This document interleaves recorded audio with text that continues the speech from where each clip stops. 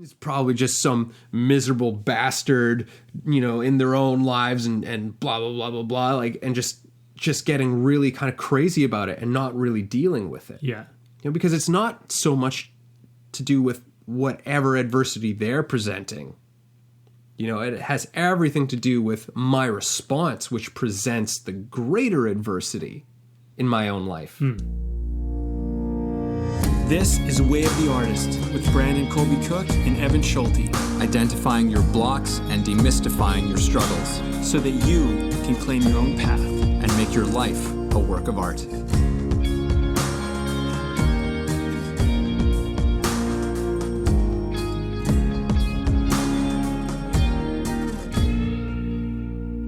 Welcome to another podcast episode with Brandon and Evan. Nice, simple, clean, very nice introduction, friend. I don't know.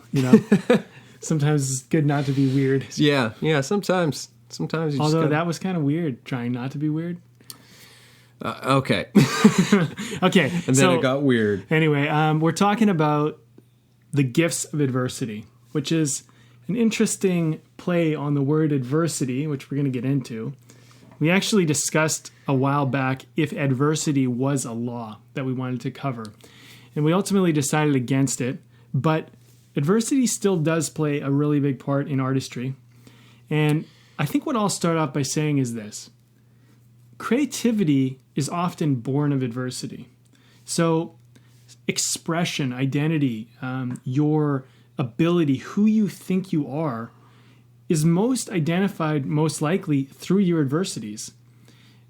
A life without adversity might be a life without any form of expression or identity because you would just be a blob that existed.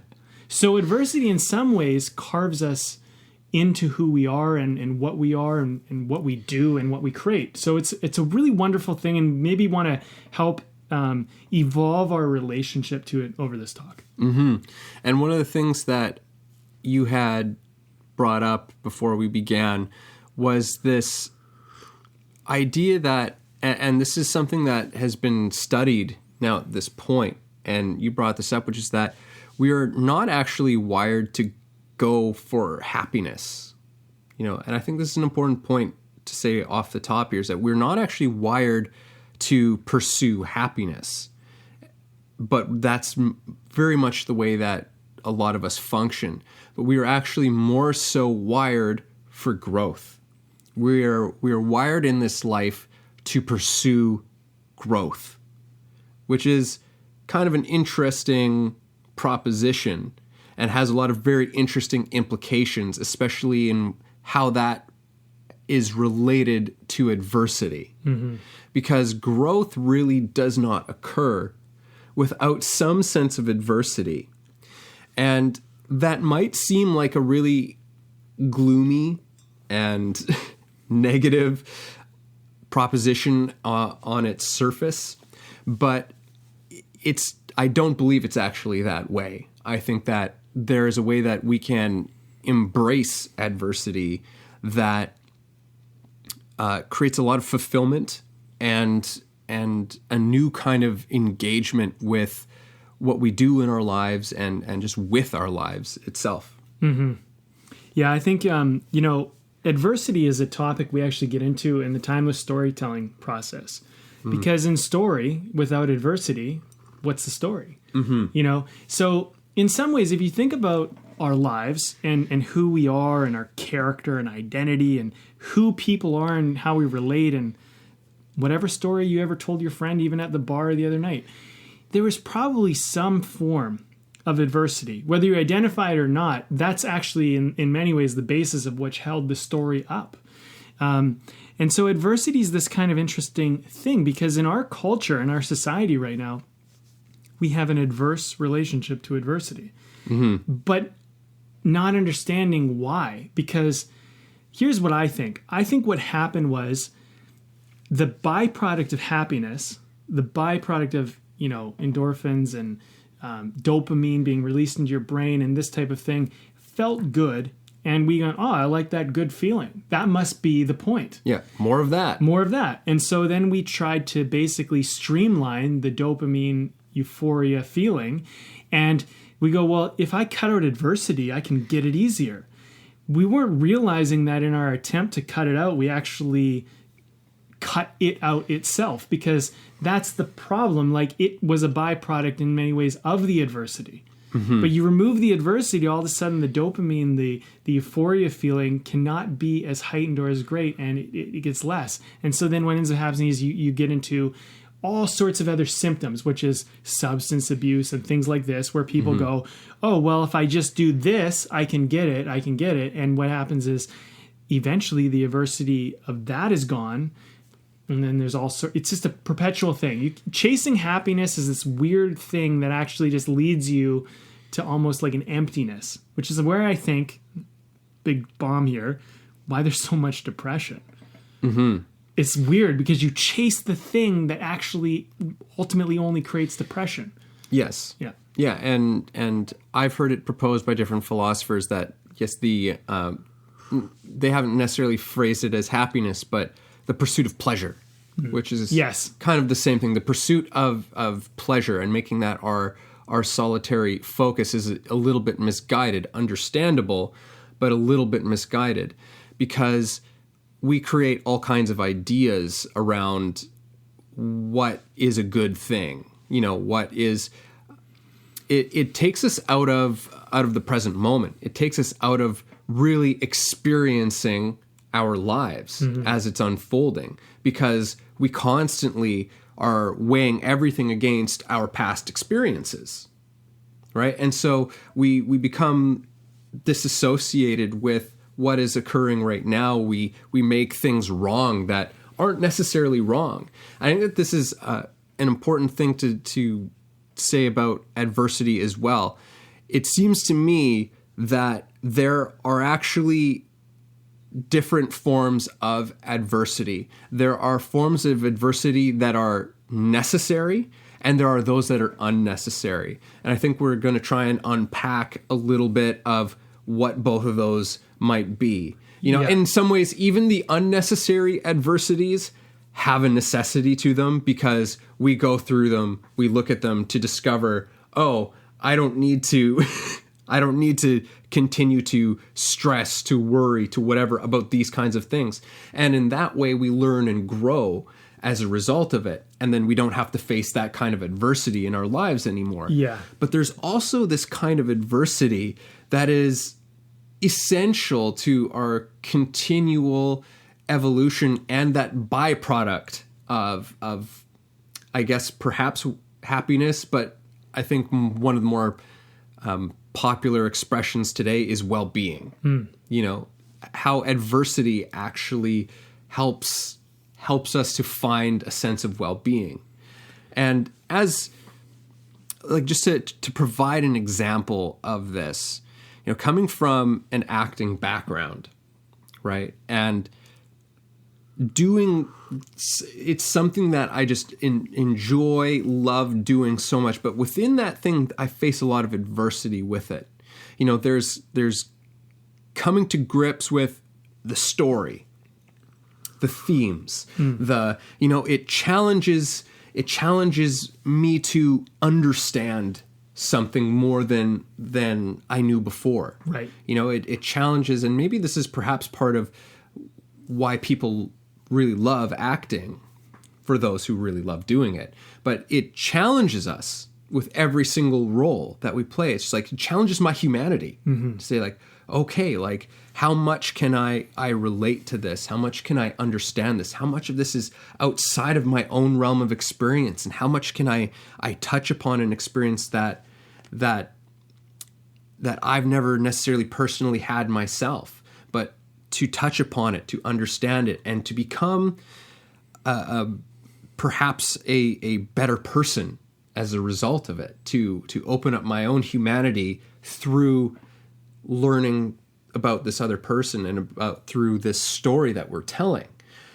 There's an adversity, there's a challenge that is presented with every single role. And that's part of what makes it so fascinating and so worth exploring and continuing to explore in a role every single time you rehearse it, you perform it, to go, how much more is there here? How much more is there for me to understand? Well, you bring up so many great things there. First, I want to just say that like you're talking about the way you're talking about acting is very much from what I'd almost call a purist form of acting, where you're actually looking at the craft of acting and the attempt to try to play another character, to empathize, to have compassion, to try them on and experience their world and actually meet their challenge with honor. That's like a very purist way of looking at acting. And I mean, I could relate that to storytelling or painting or just about probably anything. Yeah. I think there's also another side of the adversity of acting, just while we're on that subject, which is the commercial adversity of acting and the pride adversity of acting. And the thing is that I think whether you're an actor and you're a purist or whether you're just in it for the girls or whatever you think you're going to get out of it, because people get into it for all sorts of funny little reasons, and maybe initially you went in to become famous or to get some type of recognition or to prove something, and then you actually fell in love with the craft and then became more of a purist or whatever. I think the thing is there is an adversity that we're facing, and that adversity shows us to ourselves. Yes. It shows us who we are. And the big thing that I want to take with adversity, just from the top, because you mentioned this early, and I don't want to bypass this, is that adversity isn't just like a blanket, like good in the sense that it's like always go for adversity. Because I think there's a thing that we always need to factor in with adversity. And I think is like, does it build me or does it destroy me? Mm-hmm. And I think like sometimes you have to look at adversity as I'm willing to actually get broken down this much because I know it will build this much. But, I was in a toxic relationship for a while, and a toxic is probably a nice word to put into there, but it was not good for me. It was a very adverse relationship, a lot of adversity, a lot of problems. There was a point where, in the initial stages of when we were facing problems, when facing that adversity and being the committed guy, being the committed boyfriend, showing up, handling, problems or arguments with grace and whatever, doing my best to meet those challenges, there was a certain amount of growth and building that was happening. Mm-hmm. But then the relationship took an interesting turn at a certain point where it actually became a toxic relationship, where it was kind of like destructive to me and also destructive to possibly other things in my life and other people. And that adversity, I look at that now and I go, hanging in there for a certain amount of time while it was toxic, that was not honoring the message or the gift of that adversity. There's a certain point where you need to look at adversity and go, is this actually building something or is it just causing more destruction? Mm-hmm. And what I think occurred in that situation was you have somebody who's in a relationship but's too scared to maybe end it or wants something else or doesn't want to be alone. And so they maybe start doing toxic behavior. And the other person, which was myself, is in this relationship going, but we can still make this work. We can still make this work. Yeah.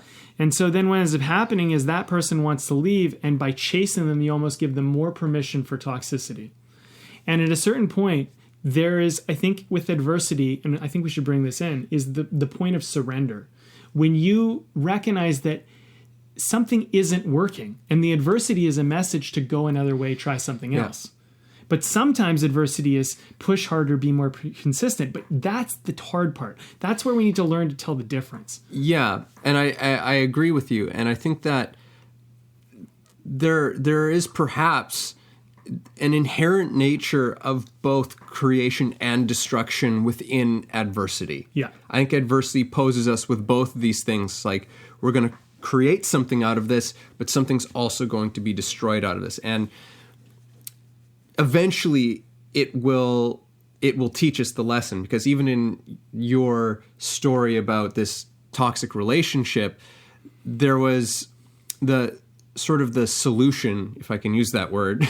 The solution to this was to surrender, to walk away from it. That was still learning something. That was still growth that came out of facing an adversity, right? So it still had a gift. It still had a gift, right? Yeah. Like, no matter what, there's always a gift. And I think that's one of the big questions that comes up with adversity when we find ourselves up against something, because normally we don't plan on adversity. No.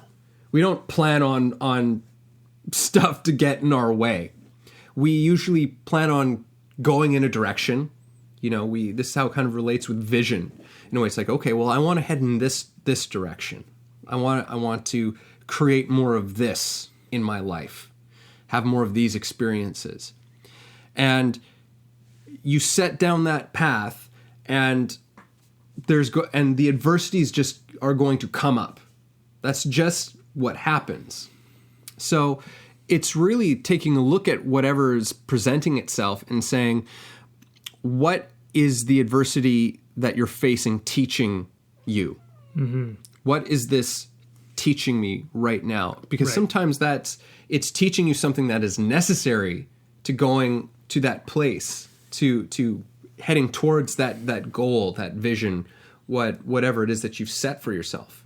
Well, we haven't even touched on this yet, surprisingly, but like how much adversity is actually happening externally? Really? Mm-hmm. Most of it is actually happening internally. Yes. So, there are things that people do that are destructive, or they say destructive things, or there are things where you actually get hurt in the external world. But most adversity, I think, that we face, especially on a day-to-day basis, is just a battle with ourselves and who we think we are, who we think we're supposed to be, how we think we're supposed to look.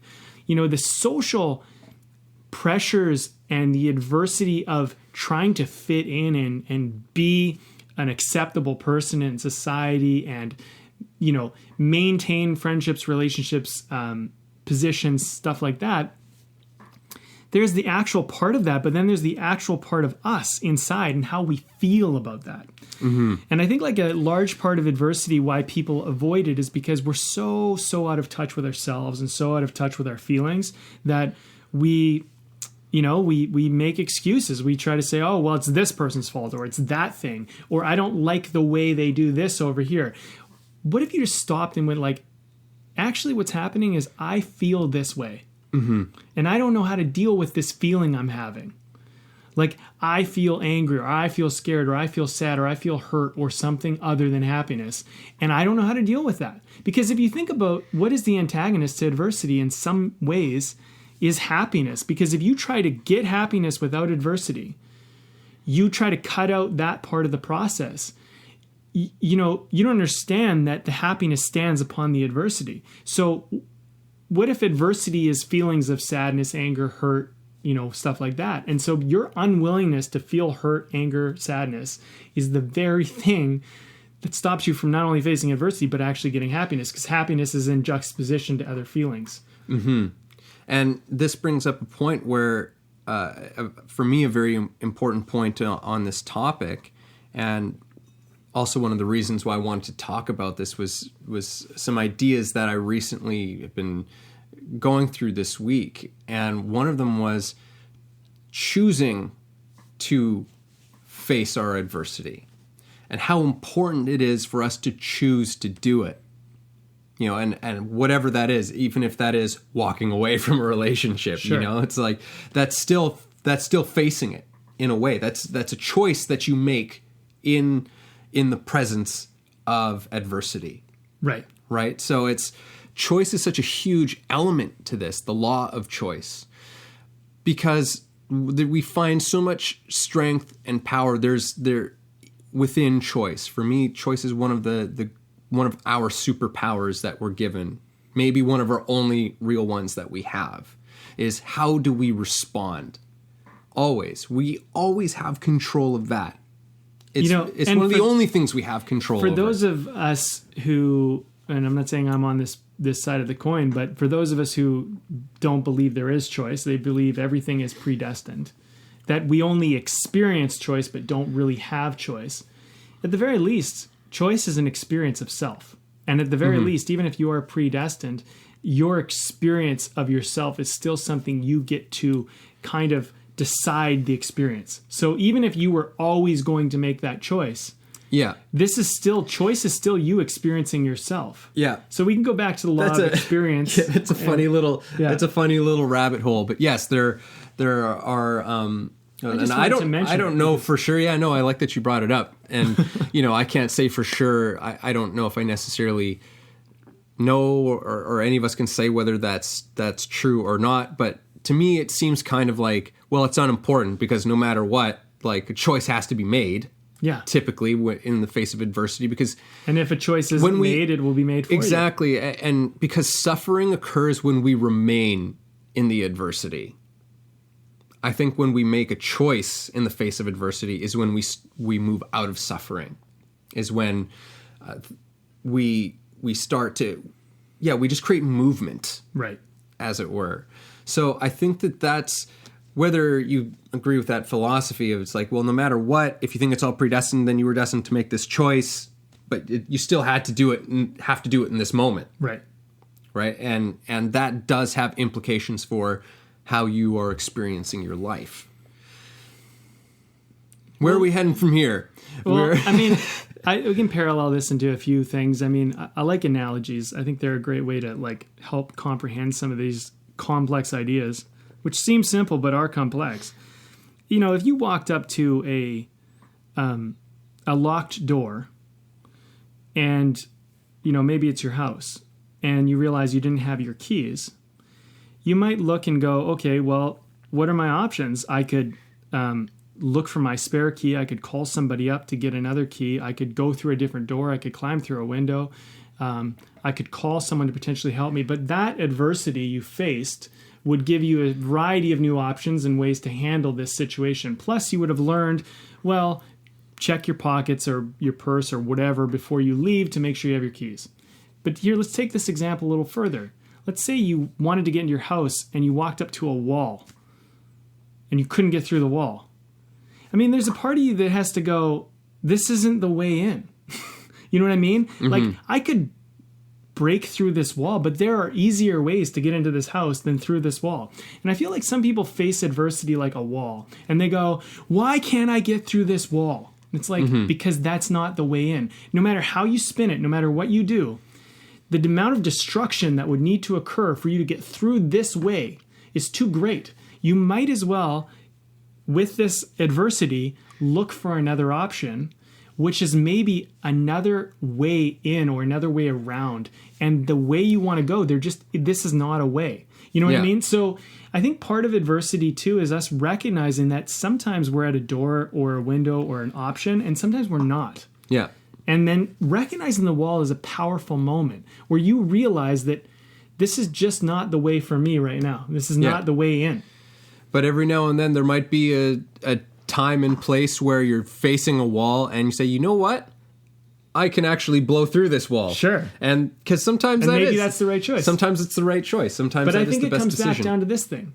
How much does it destroy and how much does it build? Yeah. Is it worth destroying the wall to get through the other side? If it is, then do it. If it's not worth destroying the wall to get through the other side, then don't do it. I mean, there's that other philosophical thing is like, just because you can doesn't mean you should. Mm-hmm. Just because you can destroy, like, let's say someone's standing in my way and the thing stopping me from getting there is killing them. Is it worth killing them to get what I want? I mean, to some people, yeah. But to me, no. I mean, there's a certain amount of principle and ethic and compassion and empathy and other things that come into play where I go, no, if that is the thing that stops me, if killing them is the only way through, I don't want to take that option. And that's where, we have to know when adversity becomes a point where it's more destruction than we're willing to live with. Mm-hmm. Yeah, and that's this whole thing of, again, creation and destruction. We're almost proposed two choices with adversity. Right. And within each of those, I think there probably lies lots of other different decisions and choices, but a choice for creation. And as we're talking about this, I'm realizing how necessary adversity is in the process of creation, because there's no need to create something without there being some kind of a problem. Right. Otherwise we're just kind of sitting contentedly and everything is fine. Yeah. Right. But it's in the face of adversity that we have some of our greatest discoveries, some of our greatest breakthroughs. our adversities are pointing us to a kind of problem. You know, like there's something that we need to look at. There's a solution that can be found, and that demands something and us to go to a place that we haven't necessarily gone before. Right. And I think that that's part of the uncomfortability as well with adversities, because there's also this element of the unknown in adversity. Yeah. You know, I think also with like the part about adversity is like, you know, let's go back to this house example. You know, you have a house, you have walls. The part of the adversity that exists in the world is part of what keeps structure and keeps things safe. You know, like if there were no structure, if there were no barriers, and people just did what they wanted and took what they wanted, and like there would be a series of other problems that occur. You know, so adversity in some ways keeps things in check. I mean, you take the house, for example, the fact that it isn't all windows or isn't all doors is part of what keeps the house safe and protected. I mean, here's the other thing about adversity. Adversity in itself kind of has a checks and balances. It kind of keeps things in line because why do we have security, for example? Security creates adversity. And in many ways, it creates an adversity to a destruction we don't want to occur. So in some ways, we create adversity to stop things from happening. And so the other thing about adversity is, you have to consider the fact that sometimes an adversity is in place for a necessary reason. You know, like take acting, for example. You know, you're running an agency or a casting director office. Now, just anybody can just walk in and say, I want to audition. Well, meanwhile, you had to rent the space, control the space, figure out, you have cameras, you have people there, you have an office or whatever, and people can just come and go as they please. How do you control the space? How do you actually audition anybody if people are walking in and out of the room while that person's trying to do a read or a part? We need boundaries, and adversity in many ways creates our boundaries. So it's not something we need to fight. We need to kind of embrace it and look at, our relationship to it, which is, I think, where the law of relationship starts to come into this is like, do I want to bust through this wall if this wall actually serves a greater value? Just because it stops me from getting what I want, does it maybe create a greater value in being there? Mm-hmm. So like, I think there's the problem is we have also our selfish desire, right? Yeah. And our preconceived ideas and conditioning programming as to sometimes what we want. Sometimes our adversity actually gets us really clear on what we do and don't actually want. We can be presented with a challenge that makes us call into question the very thing that we're doing and saying, is this really what I want? Mm-hmm. Is this really who I am? Yeah, because it asks the question, how badly do I want it?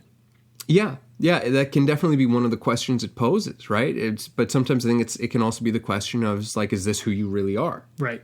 Yeah, because of the actions it would take to overcome that adversity that way. Who does that make you? Like, you go to the murder example, right? You got to kill somebody to get what you want. I mean, are you willing to murder? Are you willing to be a murderer to get what you want? And I mean, most people, hopefully, and I think this is why we can exist as a community, is most people would say no. Yeah. And then it actually literally frightens us that some people would, and we look at that and we go, well, shit, we need a law in place because some people will. Yeah. So we need to have consequences for them if they do this, because some people, they're unscrupulous. They don't care, and so. And it creates an adversity for people who exactly who do. So. If I do kill this person, I could get caught and end up in prison and all of these things, and that's not necessarily what I want, so I'm not going to do it. So here's another thing, and I don't know who this person is we're talking about, but talking about murder and all sorts of bad things. Yeah, no, how did that happen? Consequence. There is a inherent adversity and consequence. You don't want to go to jail because you also, partly because you don't want to face the adversity of what prison or jail would be. Some people, that is their primary avoidance. So, adversity is my previous point was it has a checks and balances to it. It's a necessary thing in society. There's many gifts in it, but we often find ourselves, and I think I can speak for many people saying this, is that we often find ourselves fighting adversity, resisting it, looking into this bad thing or this negative thing that stops us from what we want. And when you start to respect it and appreciate its place in the world, I think what ends up happening is you begin to negotiate it and deal with it in a new way. It's like just allowing you to get gifts from it, that serve you, as opposed to this thing that's always standing in your way, stopping you. Yeah. Yeah. And a lot of it is how I think so much of this talk is really about our relationship with it. I feel like I'm saying this pretty much almost every episode where it's like, this whole episode is about our relationship with this. Yeah. But it is very much for this law, not this law, but like this idea of adversity. This almost law. This almost law, this quasi law. It's like Pluto. Yeah. It's not quite a planet. It's a moon, really. Yeah. So it's a moon on a planet. Yeah. But it's our relationship with adversity.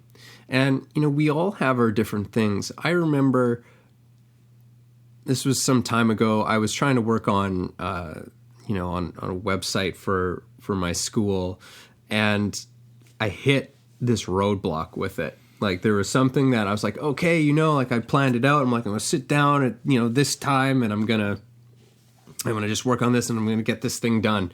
And then realizing that this was not going to happen in a very quick amount of time.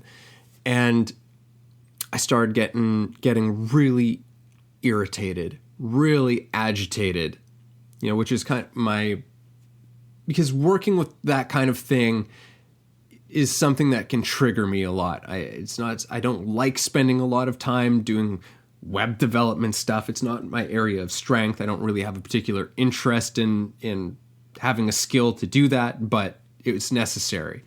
So I'm feeling all of this adversity of like, I don't want to be doing this in the first place, and this should be simple, but it's not simple, and now I'm stuck here, and who knows how long it's going to take us. I want to do all of these other things like today with this and blah, blah, and now that's not going to happen. And then I just had a moment of like, hey, look, it's just not going to happen. All right? You just have to deal with this thing. You just have to deal with this thing today now. That's it. There's no, and it made me kind of realize that there was this whole expectation. There was this whole idea I had of how much had to get done and how quickly that needed to get done. And I realized I'm like, oh, yeah, none of this other stuff, this doesn't have to happen tonight. This doesn't have to happen. This doesn't even have to happen this week. But I was getting so worked up about it. And so this piece of adversity showed me something about myself, showed me something about how I was relating to what was going on. And once I just accepted that this was the situation, it no longer really became adversity anymore. Because before I was so caught up on how I wasn't on the other side of this wall. Because I was like, no, I'm supposed to be on the other side of this wall now. Yeah. It's like, no, but you're not. You're not supposed to be on the other side. You're in front of this wall right now. And now you've just got to figure this piece out. And once I let all of that other stuff go and just focused on what was happening, I actually had a very kind of enjoyable experience talking to the tech people, and they were helping me sort it out, and it got sorted out. It took a bit longer, but I was like, all right. Well, it's done at least. It's finished, right? So much of adversity often has to do with, and you mentioned this early, is it's usually our inner stuff. It's so rarely what's happening out there. Sometimes what's happening out there can trigger something, but that's always something that has to do usually with us. Right. With our own ideas, expectations, beliefs, philosophies, whatever it is. And sometimes adversity holds a mirror up to that and you're just like, oh shit. Yeah. I don't that's not who I want to be. Right. I don't want to be getting irritated and worked up about this kind of thing. And we can learn some extraordinary lessons from adversity in that way. And like I said, in a way, it ceased to be an adversity. Even though in the dealing with it, it's like, it's not an adversity. I'm just doing the thing that I'm doing now. Right. There's the law of simplicity in that, which is like, another talk we had earlier, but like, how complicated you made that adversity on yourself, because you're looking at it going, I need to be on the other side of this wall because I have 7 other things to do. And meanwhile, you've made that wall, that current challenge you're facing, 7 times more difficult than it actually is. Yeah. Because the truth of the matter is in this silly analogy, you're locked out of your house essentially. You're locked out of your house and you got to get into your house before you can do your chores or your tasks or clean or whatever you think you're supposed to do in there. And I think like life is like very much like this with adversity, but we have this way of making adversity into something it isn't, And I you mentioned also expectation. I think that's such a big part of it because, I think about when I get really frustrated with myself is usually because my expectations of how reality should be are not in reality. I mean, if you're in reality, if you're in the situation, you're in the moment and you're present, law of presence, there's another one you guys can go back to. But if you're in the moment, adversity becomes a lot easier, a lot more simple, and a lot more of a gift. But if you're not in the moment, if you're in this like expectation idea of who you're supposed to be, I mean, what you're supposed to get done, like just follow that down the path. It's just pride. It's just like, who am I supposed to be? I'm supposed to be here already, and I'm not. So what's the real problem? The real problem is that, you believe you need to get this done by X amount of time, but if you follow it all the way down, it probably leads to, I'm not who I think I want to be, and blah, blah, blah. I mean, that's really it. And then now you have an identity crisis. I mean, like adversity is so funny because if you follow it a lot of the time down, if you have a real adversity, it's probably an identity crisis. It's probably just I think I'm supposed to be this person in this place or whatever, or look this way, and you don't. Yeah, and very often, it's the adversities can send us on like a little internal, mind fuck, for lack of a better expression. We're like in this story that I shared, there was all of this stuff that was coming up that was just like, well, I don't like doing this stuff, and I don't see why the systems should be much simpler than this, and blah. There's all of these things that I was bringing into the picture, all of these ideas and beliefs, and a lot of it actually comes down to there's an element of I should know how to do this. I should be better at this. Well, there's the pride. Right? And there's the pride, right? And then and so the circumstances just made me feel stupid, and the thing is it's like, well, there's no reality to this. I'm not a stupid person. I just don't know how to do this one thing of the billions of different things there are to know how to do in this world. This is not one that I'm particularly proficient at. And sometimes this is where some compassion comes into play with adversity, is when we can have a little bit of compassion with ourselves. We open ourselves up to a little bit of patience and not making it bigger than it is, and just being able to deal with what's right in front of you. Because otherwise we can go down this crazy rabbit hole of things. I had another experience recently, like every now and then I record a little video, something for actors, just like to share some piece of philosophy or a tip or something like that.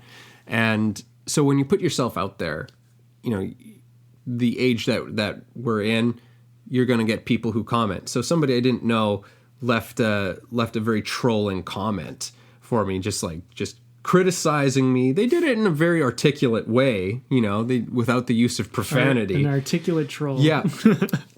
And I read it and I was just so shocked in a way, because, it was a 5-minute video that nobody's required to watch or anything. And you go, why would somebody, post something like this? And what they had to say, I read what they had to say, and I said, okay, I can see a useful piece of criticism in here that I can maybe take to use. But what their intention was not to help me out. Their intention was to take a piece out of me, basically. And that has everything to do with them. And I was able to recognize that immediately. I was like, okay, this doesn't really have much to do about me. This is more about them. But I was still there was still something really unsettled in me. Something that really I was upset and bothered by it. And that was another piece of adversity, for me to deal with. It's like, okay, so what is this thing? And it just led me onto an inquiry into my own self. It's like, okay, so what belief do I have here that is making me feel very vulnerable, very weak, victimized about this situation? Because if I was truly cool with it, like, and whatever, then I wouldn't have had any kind of response to it at all, any kind of reaction. But it did hit something. It did upset me. So that was one of these things where it's like, okay, so what is this teaching me about myself? And it was, you mentioned pride. It's like, it's coming back down to kind of an element of pride. I mean, like, no, I want to be perfect at what I'm doing. And I want everybody to love what I'm saying, and whatever. There was a few things that kind of came up there. And I was able to go, okay, I see that, and again, compassion came into it. I said, I'm not perfect. My intention was to share something good. I'll try and be better in the future. Right. But I'm good. And then I was totally fine with it. The whole situation became kind of comical, and it was no longer this piece of inner adversity that I had to deal with anymore. But I had to choose to look at it. Again, with the choice coming into this, I had to choose to look at whatever that was, as opposed to just stewing about it. And I could have easily gone off on this, just like, man, this asshole who, is probably just some miserable bastard, in their own lives, and blah, blah, blah, blah, blah, like, and just getting really kind of crazy about it and not really dealing with it. Yeah. Because it's not so much to do with whatever adversity they're presenting. It has everything to do with my response, which presents the greater adversity in my own life. It's interesting because you kind of actually bring up a topic that I thought would be a good one to bring into this conversation, which is the judgment of the outside world, which is a very real thing. And, I think that most people who shy away from their dreams, their goals, their ambitions, or ever taking a chance, I would say that their greatest fear is actually of the external judgment of the world, which is really just the judgment they carry along with them. This is something I've been negotiating through my life, looking at it and going, okay, well, you got this guy coming in, post something on your thread with some judgments. I mean, it's the ultimate thing, because if you look at us, I'm going to get into a little bit of an idea here. We're herd animal. There's like little things that we need to look at and be honest about as people. We're a herd animal. How do we know this to be true? We know this to be true because we survive based on each other's efforts, based on each other's collaboration. Living alone in the wild was not really sustainable. Another group of people could destroy you, let alone other animals, let alone the elements. If you got sick and you had no one to care for you, that could be enough to take you down. Yeah. So we're herd animals. So there's another thing that I think is going on in this conversation, which is that there's a psychology of the herd's kicking me out. The herd is rejecting me from the community. He's pointing me out. He's outcasting me. You're literally in that moment being exiled from the herd. And that's why it's so threatening. But if now that's the part where we go, well, I need to be this type of person. My pride is I need to be this type of person to be accepted and adopted into the herd and to be safe in the herd. Not only protected by the herd, but not hurt by the herd. You know, and so I think what ends up happening with adversity is this fascinating thing where you can be a part of the herd and at the same time see your separateness from needing to fit into the whole thing. And the way I've learned to look at trolls and bullies and stuff like this is I look at a bully this way. I look at a bully and I go, my thought is this, because I was bullied in school and I've definitely dealt with enough adversity in that respect. But I look at it and I go, okay, right now what's happening is you're looking at me most likely as the weaker part of this status sphere, if you want to call it a status sphere. So I'm the weaker one, and you believe that by somehow targeting me or getting at me that you can somehow up your status, further reinforce, protect yourself or whatever. So that's part of what's going on because they have that going on for them. The other thing is that my fear in this situation is that somehow I will be removed from the group, I will be whatever. Yeah. So the adversity of that situation taught me to turn around and turn the very issue on the bully. Just to go, and you can do this in a variation of ways. You can do it aggressively or you can do it kindly, but it depends how you want to be. But it's just to look at them and go, you seem upset. It's you that is upset. What are you upset about?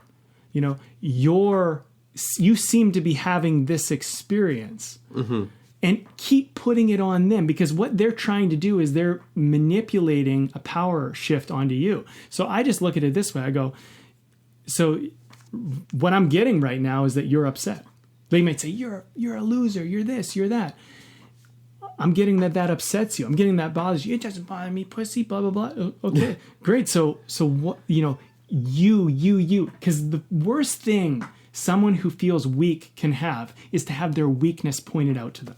Mm-hmm. It will make them literally have to repel from the situation because if you keep turning it on them and you have no fear, because they cannot actually cause you damage, you essentially transcend their attack. Because if you don't believe being separated from the herd or being lower in the herd can hurt you, you're immune to that essentially, right? Because that's the only power a bully or a troll has.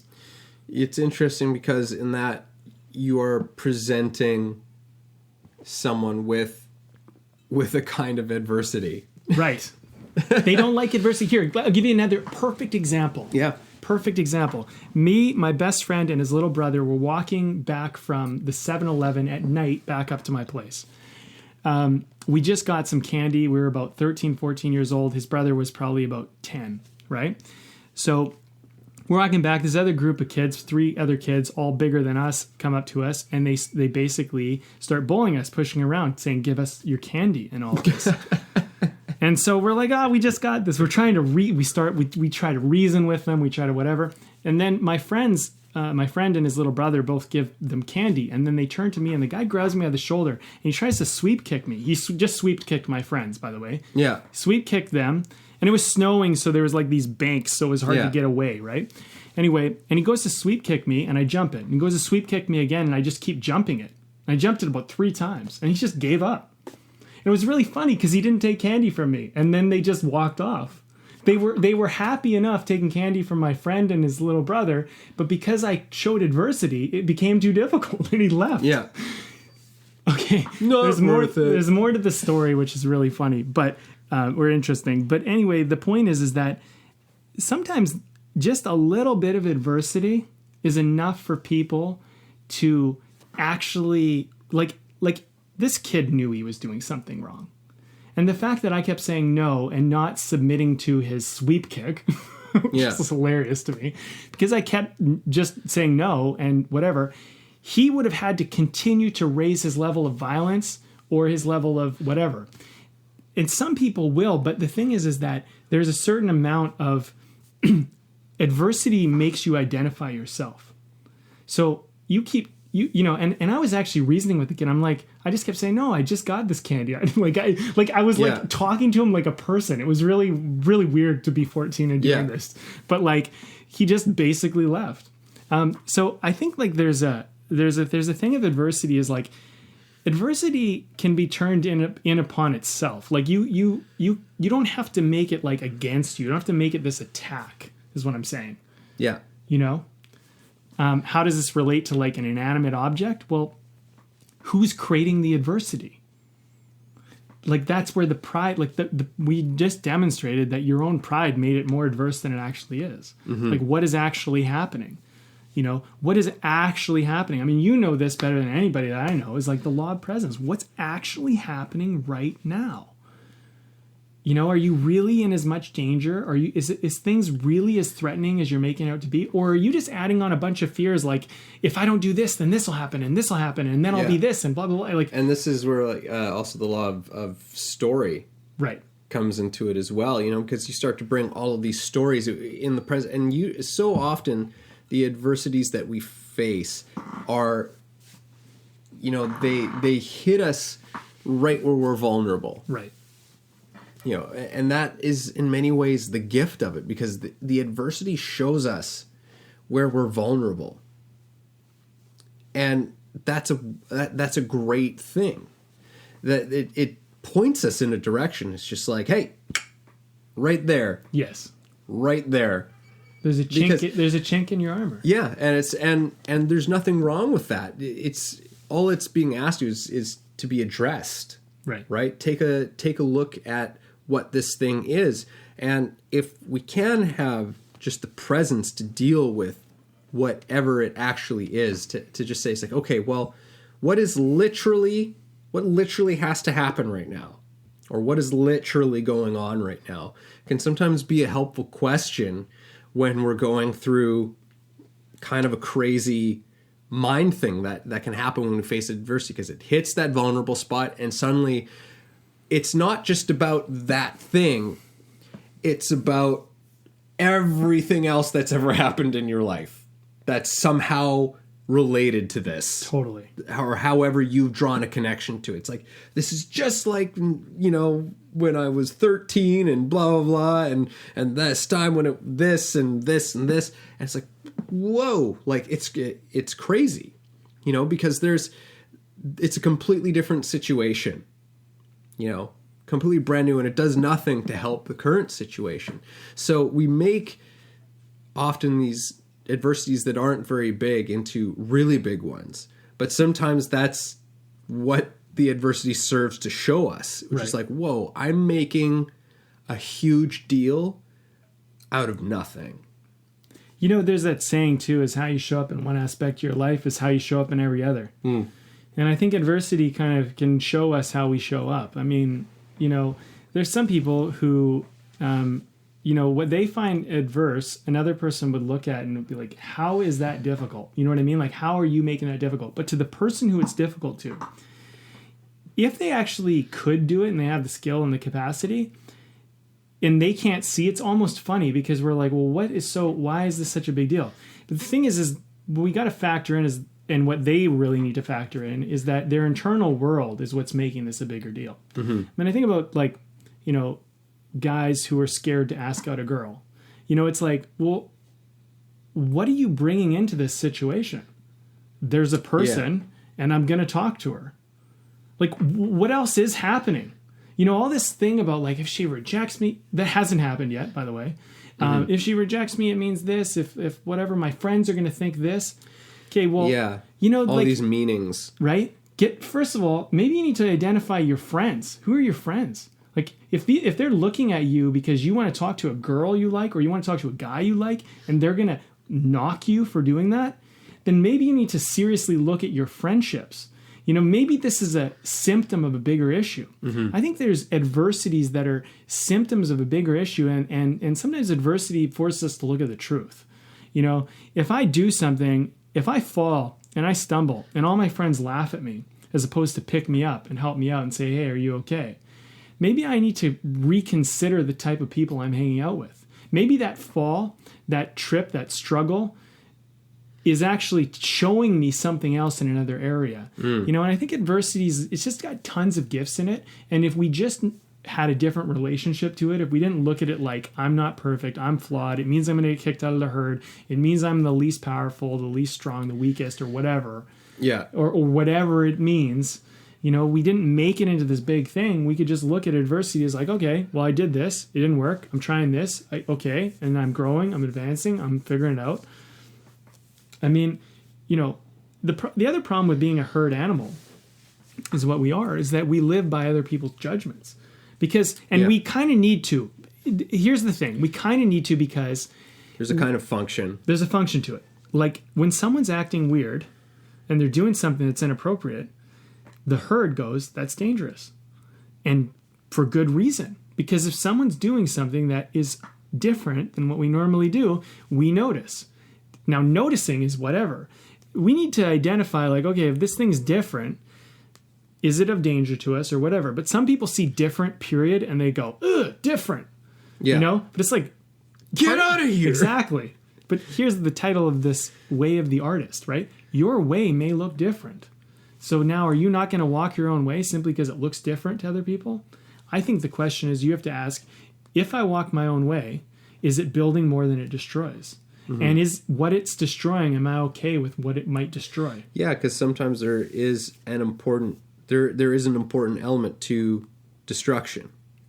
There's the ego death, for example. The ego death. Destroy the ego. And like even if you trace back in like one of the world's wisdom traditions, as they call it, in Hinduism, there's a cycle, and destruction was a huge part of it. There was creation, and then it was like basically maintaining or sustaining, and then destruction.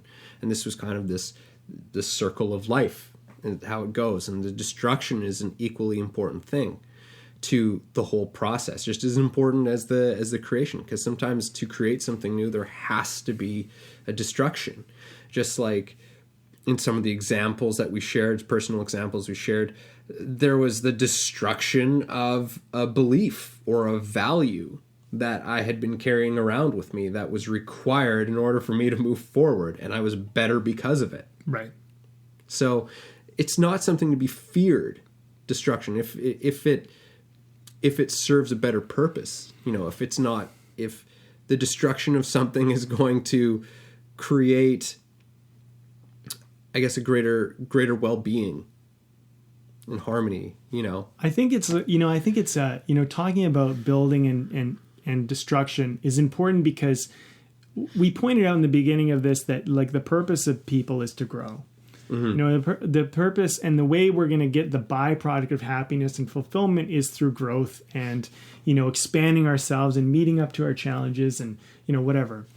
I think when we're talking about this part of destruction, building and destruction, I think that it's a very personal relationship, and you need to figure out where you stand and what your standards are, what your morals and ethics are when it comes to destruction, because it's one of those things that we've been trying to keep everyone in line about. Like, it's okay to do this, it's not okay to do that, and whatever. It's like right now we live in a time where it's like, apparently it's okay to destroy the earth, but in future it may be so appalling to people that they're like, I can't believe we used to destroy the earth. Like, the way some people look at racism or sexism right now might be the way that we look at the ecology of like the earth and stuff.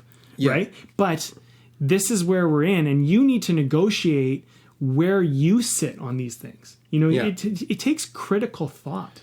It takes actually looking at yourself. Instead of just running from adversity, face adversity, and it might be painful and uncomfortable, but it'll help you start to see who you are and what you stand for. Which is, before I think you can ever walk your own journey in your own path, you have to figure out where you stand. In a herd that can sometimes push us down very toxic avenues. We see this with the Nazis. We see this with stuff like that. You can get caught up in the herd, and they might run you to your own gas chamber. So, for lack of a better expression, you need to sometimes know when to step out from the herd and not be scared of that. And that can be adversity. But adversity begins to show you who you are. And then as you are willing to step out, I think you can become a leader and whether you actively lead or passively lead, when you begin to stand for something and you walk your own path, other people will follow when they see that you are standing or walking down a path of, integrity, of ethic, of moral, of something that we all kind of want to get behind, but maybe haven't thought out ourselves yet. So adversity does that. Yeah. Does a lot of things. Right. Does a lot of things. Well, we don't have beer on this one, but yeah, we're taking a little beer break. Every now and then you got to cleanse the system. But we'll be back to drinking beer either in the next episode or the one after. Yeah, we'll see. But we're having a little green tea as we roll through this one. It's been very nice. Yeah, thought I'd just mention it because if anyone's listened to past ones, they're like, "We didn't bring up the beer." Bring up the beer. Yeah, because we always do a craft beer just for fun, because beer spurred on these conversations. But a good cup of tea can spur on a conversation. A cup of coffee. Yeah, exactly. What's your drink that spurs on conversation?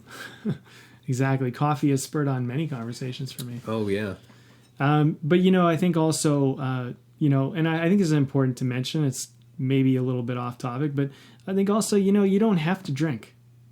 Is another thing. I mean, in taking this 2-week break or week break, however we decided to do this, is a good, and not like, I don't even drink really outside of this podcast, so that's not an issue for me. But, also to understand that anything is not necessary. This podcast can go on without it.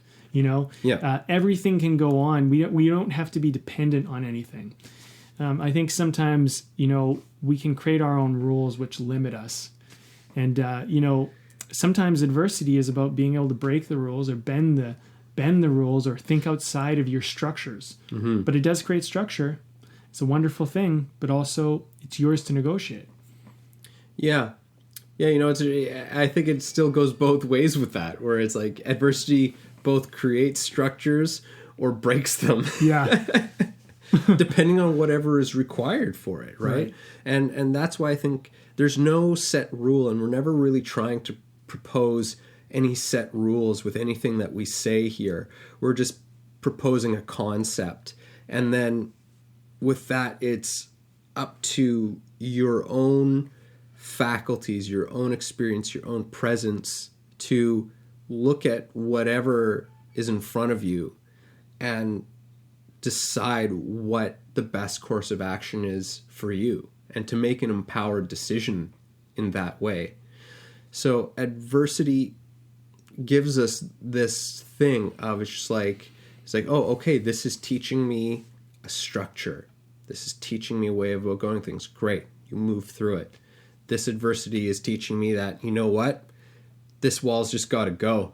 Thing's just coming down. It is unnecessary. Boom, it's gone. So it's such a moving thing. It's not static. It's never the same situation over and over and over again. There are maybe some common elements which we've discussed, which is looking at it, making a choice, making a thoughtful choice. But otherwise, the rest is kind of this thing that is all about you. And that's a beautiful part of it. That's the beautiful part of being an artist, is that it does mean thinking and feeling and inquiring for yourself. Not just what other people have told you to do, but what is right for you in your life, because you are the one who's living your life. We're not the ones who are doing it. We might be able to share some themes that have some kind of universal element to it, but ultimately you are going to be the one who knows what's best. If you're paying close enough attention, you're going to be the one to take whatever wisdoms, experiences that you've had that have created those wisdoms and say, okay, a lot of people have handled this situation like this, but I don't think that's right. This is the way that I'm going to do this, and then choose to do that. Right. I think you brought up so many great points. Adversity, all I would hope really from this conversation is that a person might walk away from this and and deal with adversity maybe a little bit differently, is to be able to look at it a little bit more holistically and start to see that it's not personal and that it doesn't, your relationship to it can evolve and maybe that's all you need. I mean, like the other thing too is I think with every podcast episode we do, we share one of these things that we've stumbled across.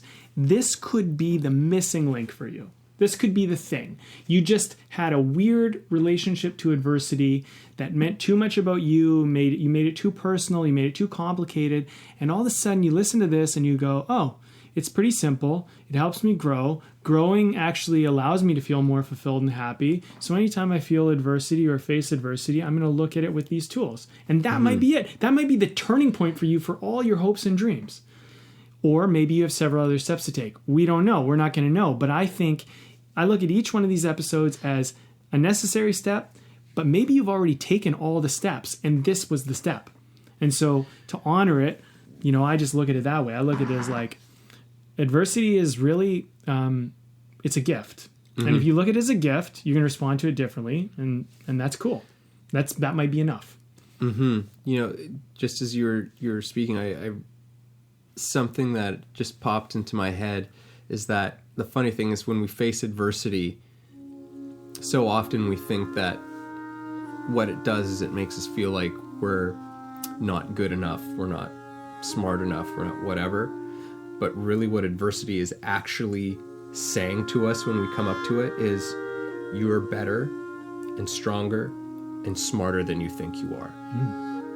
And it shows us that. Thanks for listening to the show.